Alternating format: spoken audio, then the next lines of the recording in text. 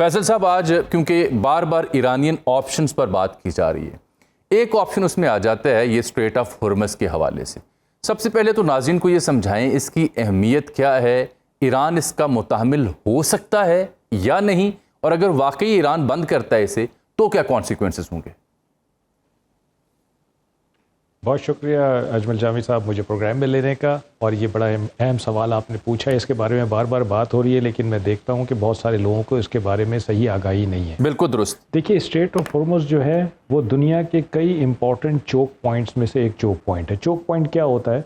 ये वो आबी गुजरगाह होती है जो दो बड़े पानी के ज़खायर को या दो बड़ी वाटर बॉडीज़ को आपस में मिलाते हैं, और अगर इसको चोक कर दिया जाए तो उन दोनों के दरमियान जो राब्ता है वो मुनक़ता हो जाता है। तो इस तरह कई चोक पॉइंट्स हैं हमारे यहाँ, वो हम पूरी दुनिया में, लाइक ये स्ट्रेट ऑफ मलाका है, बाबल मंदब है, इसी तरह ये स्ट्रेट ऑफ हुर्मुज़ है। तो स्ट्रेट ऑफ हुर्मुज़ की इम्पोर्टेंस आपने जैसे बताया है कि 1/5 ऑयल दुनिया का यहाँ से फ़्लो करता है।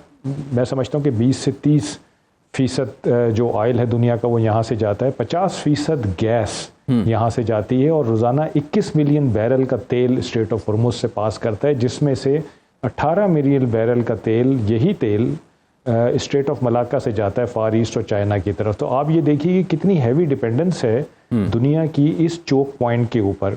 और ईरान को ये सबकत हासिल है कि उसको अल्लाह ताला ने जो जोग्राफ़ी दी है वो इस किस्म की है कि वो स्ट्रेट ऑफ हुर्मुज़ और पर्शियन गल्फ़ को डोमिनेट करती है। यानी जितने भी पर्शियन गल्फ़ में ममालिक हैं उनमें ईरान की सबसे अच्छी जोग्राफ़ी है जो इन दोनों चीज़ों को डोमिनेट करती है। ईरान ने इस चीज़ का इदराक करते हुए कि उनके पास ये जोग्राफिकल एडवांटेज है, अपनी जोग्राफ़ी को यूज़ किया है, और उस जोग्राफ़ी को यूज़ करते हुए उन्होंने एक बड़ा मजबूत और बड़ा मजबूत किस्म का मिलिट्री सिस्टम तरतीब दिया है पर्शियन गल्फ़ में और स्ट्रेट ऑफ हुर्मुज़ में। ठीक, उसमें उन्होंने क्या किया है कि उन्होंने उनके पास जो आइलैंड्स हैं उनके ऊपर उन्होंने बेसिस बनाए हुए हैं, वहाँ मिसाइल बैटरीज लगाई हुई हैं, कोस्ट के ऊपर मिसाइल बैटरीज लगाई हुई हैं, उनके पास फास्ट स्पीड बोट्स हैं जिनके ऊपर रॉकेट लगे हुए हैं, और वो कई 100 की तादाद में अटैक करते हैं अपने दुश्मन के जहाज़ों पे। उसमें केमिकल बोट्स भी हैं। अच्छा, ये सब चीज़ें तो एसिमेट्रिक वॉरफेयर के ज़ुमरे में आ जाती हैं। ईरान, मैं ये भी बताता चलूँ नाज़रीन को कि ईरान में एक बड़ा यूनिक मिलिट्री सिस्टम है। वो यूनिक मिलिट्री सिस्टम ये है कि उनकी दो आर्म फोर्सेस हैं। एक रेगुलर आर्म फोर्सेस है जिसको अर्तिश कहते हैं, और एक दूसरी IRGC है जिसे पासदारान इनकलाब कहते हैं, सिपाही पासदारान इनकलाब। वो एसिमेट्रिक वॉरफेयर करते हैं। तो ये जो चीज़ें आपको बता रहा हूँ ये तो मैं पासदारान इनकलाब के हिसाब से बता रहा हूँ, लेकिन उनकी जो एक रेगुलर नेवी है वो भी एक प्रॉपर नेवी है जिसमें उनकी शिप्स हैं, सबमरीन्स हैं, बोट्स हैं, सब चीज़ें, और वो खुद उनकी अपनी बनाई हुई हैं। तो उनकी जो स्ट्रेंथ है ईरान की वो पर्शियन गल्फ में बड़ी स्ट्रॉन्ग है, स्ट्रेट ऑफ हुर्मुज़ में बड़ी स्ट्रॉन्ग है। और ये मैं समझता हूँ कि उनके लिए मिनटों का काम होगा कि अगर वो स्ट्रेट ऑफ हुर्मुज़ को चोक करना चाहें, बंद करना चाहें, या पर्शियन गल्फ को डिस्टर्ब करना चाहें, जिससे तमाम दुनिया की इकनॉमिक एक्टिविटी उस पर फ़र्क पड़ेगा, तिजारत पे, मईशत। बिल्कुल ठीक है। स्ट्रेट ऑफ हुर्मुज़ के बारे में आप पहले तबसरा कर रहे थे। बिलफर्ज अगर ईरान ऐसा कर भी लेता है तो इससे देखिए ना 33% तेल चाइना को यहाँ से जाता है, 11% साउथ कोरिया को, जापान को 11%, इंडिया को 13%, बाकी एशिया को 15% और अदर रीजन्स को 17%। ब्लूमबर्ग की ये रिपोर्ट है। तो इससे तो इसराइल को तो नुकसान नहीं हो रहा, ना अमेरिका को नुकसान हो रहा, बल्कि जो ईरान के दोस्त ममालिक हैं उनको नुकसान होगा। और क्या ये बात भी दुरुस्त है कि वहाँ पे अमेरिका का जो 5वां बहरी बेड़ा को 5th फ्लीट कहा जाता है वो तयनात है मुस्तकिल? जी बिल्कुल, बहरी बेड़ा अमेरिका का आया हुआ है। उनके मेरे ख्याल 2 या 3 एयरक्राफ्ट कैरियर वहाँ पे ऑपरेट कर रहे हैं अरेबियन सी में और पर्शियन गल्फ में।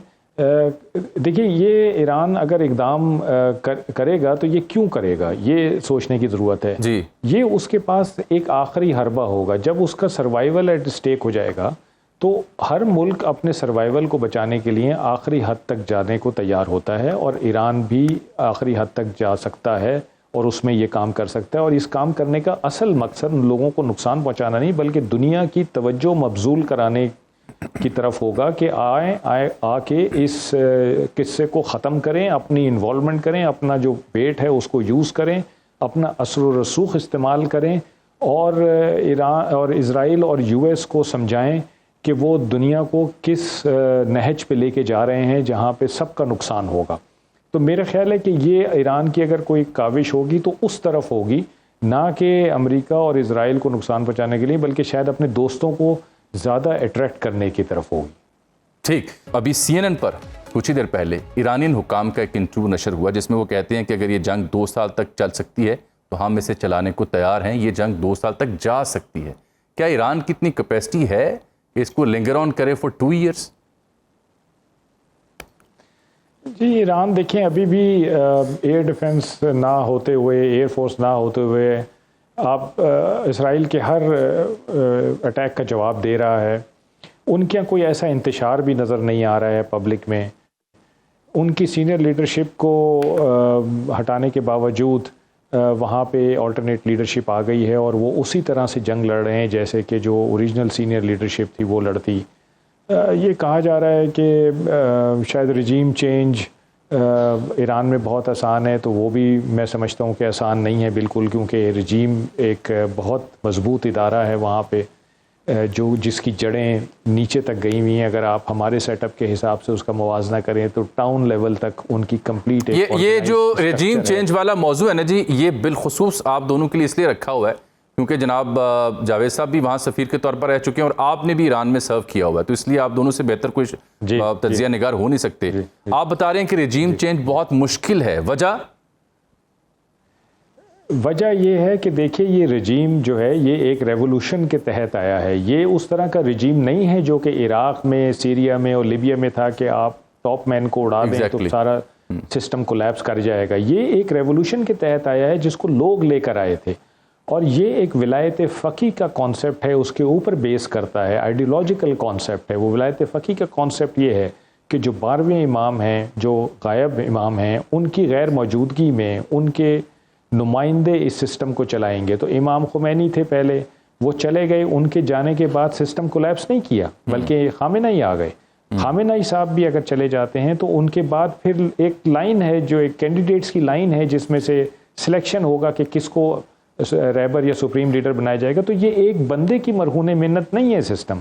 ये पूरा सिस्टम एक पूरा ऑर्गेनाइज स्ट्रक्चर है जो कि ऊपर से नीचे तक गया हुआ है और दाएं से बाएं तक गया हुआ है। और ईरान के तमाम प्रोसेसेस में, प्रोसीजर्स में, सिस्टम्स में, डेली लाइफ में इस रजीम का अमल दखल है। तो ये इतने आराम से जाने वाली नहीं है रजीम। फिर दूसरी चीज़ ये है कि वहाँ पे कोई अपोजिशन ऐसी नहीं है जो लोगों को मोबिलाइज कर सके। ये हकीकत है कि लोगों में रिजेंटमेंट है रजीम के खिलाफ भी, हुकूमत के खिलाफ भी, फौज के खिलाफ भी, क्योंकि इकोनॉमिक कंडीशंस अच्छी नहीं है। बिल्कुल ठीक।